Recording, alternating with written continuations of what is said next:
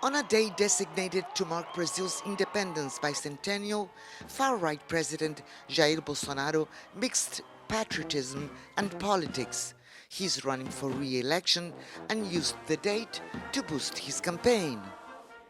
As tradition dictates, he arranged a grand military parade in the country's capital, Brasilia, followed by a rally by tens of thousands of supporters. The Brazilian people have taken to the streets to celebrate 200 years of independence and an eternity of freedom. What is at stake is our freedom and our future.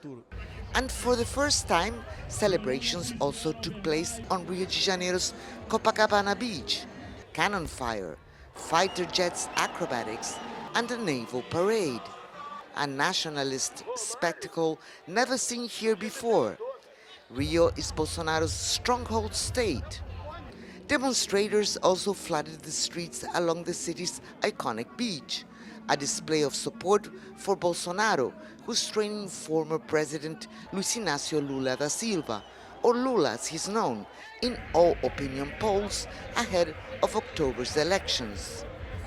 With less than a month to go before the elections, this Independence Day is being seen as a show of force for President Bolsonaro and his supporters, who say that polls are not reflecting the true will of the Brazilian people. As pesquisas estão mostrando que Lula está na frente. Polls show Lula leading, but they are completely wrong, because the answer is here. On this September 7th in Copacabana, you can see that people came out to say that Brazil is Bolsonaro.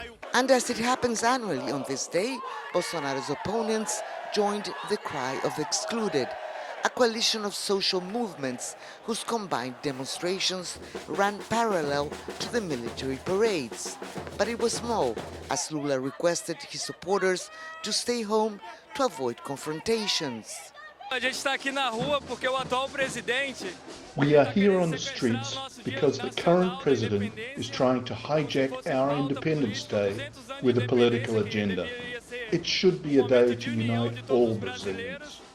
What many political experts predict is that this Independence Day may well provide an indication of President Bolsonaro's tactics for the remainder of his campaign.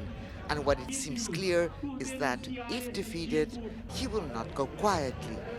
Lucrecia Franco, CGTN, Rio de Janeiro.